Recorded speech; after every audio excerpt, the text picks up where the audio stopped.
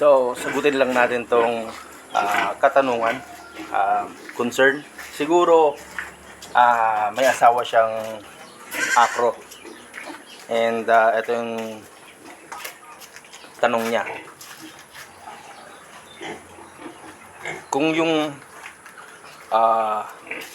asawa niya raw na afro ay nanakit ng asawa, ano daw yung punishment? Kasama ba kami dyan? Hindi, joke lang.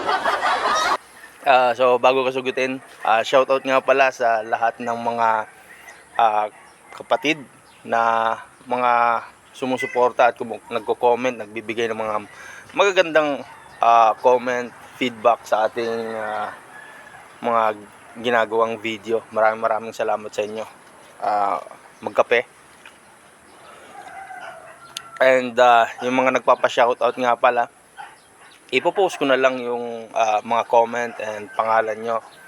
At hindi ko na kayo maisa-isa dahil sobrang dami nyo po. Basta long live and ingat kayo lagi. So dun tayo sa comment. So marami nito. And hindi na natin ilalagay lahat dahil privacy na rin, and tatakban din natin yung pangalan niya and picture niya. Pero dahil marami na rin nagtatanong, sagutin natin. So unang-una, kapag mag-asawa na kayo at hindi naman fraternity concern, kahit na magka-brad kami, hindi na namin sakop yun. Sabi nga sa isang comment ni GS Christian, pero biro niya lang yon. Nung masaya kayo, hindi naman kami kasama, tapos nung nagka-problema kayo, isasama nyo kami. Joke lang. And sabi rin ng aming kaibigan din na isang tao gama, kailangan proper investigation. Alamin kung bakit nanakit, alamin kung bakit nag-away bago manghimasok. Pero ito ay aking opinion lamang.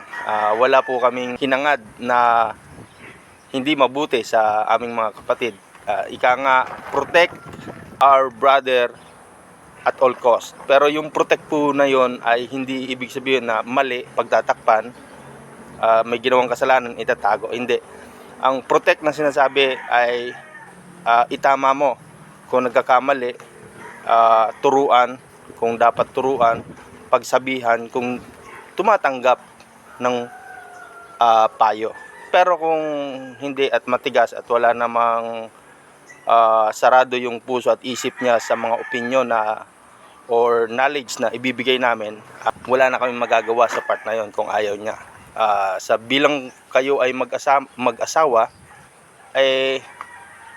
ano na po nyo, dapat na sa pag-uusap nyo na yon.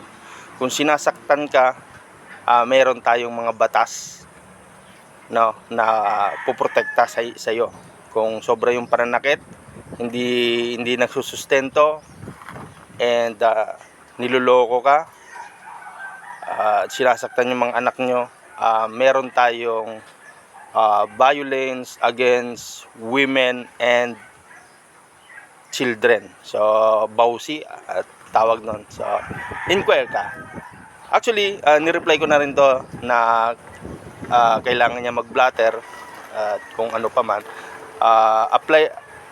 Applicable lang tong ano ko sa lahat ng mga kababayan natin na nakakaranas ng pang-aapi, pananakit, panloloko sa kanilang mga asawa. Ayun. May tamang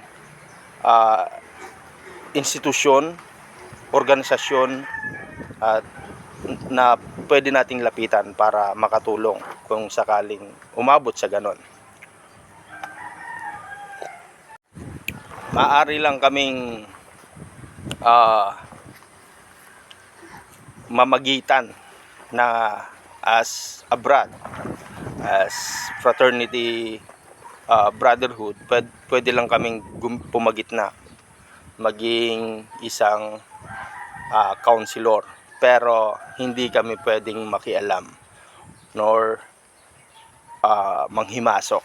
So family matter na yon. So hopefully sa mga nakakaranas nito, malinawan kayo. Dapat talaga kilalanin nyo, hindi lang panlabas na nyo, hindi lang yung attitude, mentally. Yun dapat, mentally inaaral at kinikilala nyo ang mga partner nyo. So sa mga brods, ayan, sa mga kapatid na may asawa na,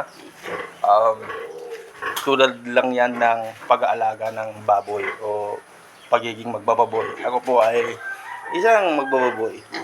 So bibigyan ko nito ng magandang resulta, kabuhayan, once na inalagaan mo ng mabuti. So ang asawa natin ay magiging pinakamagandang investment yan, no? Investment in a way na magiging positibo ka sa buhay, magiging porsigido ka, magiging matatag. Ayan, dahil may mabuti ka or maganda kang asawa. So walang makakagawa niyan kundi ikaw as lalaki. So yun lang. So sana nalinawan kayo at sana ay may naibahagi ako na magandang aral. So pero hindi ibig sabihin nun na perfecto ako. Alam mo yun, magaling lang tayo magpayo pero hindi natin alam kung nagagawa natin yun sa ating sarili. So yun lang, long live sa inyo at sa mga followers natin dyan at laging nakasuporta, nakasubaybay, maraming salamat sa inyo.